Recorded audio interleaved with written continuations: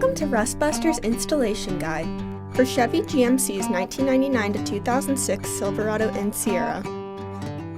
Before we begin, if you're uncomfortable with any of the processes listed in this guide, we strongly suggest you seek the work of a professional. Ensure you have all the tools and utilities listed and that you're following all the manufacturer's safety precautions during use.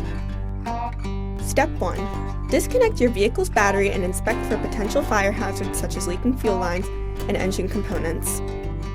Prepare or remove these before starting.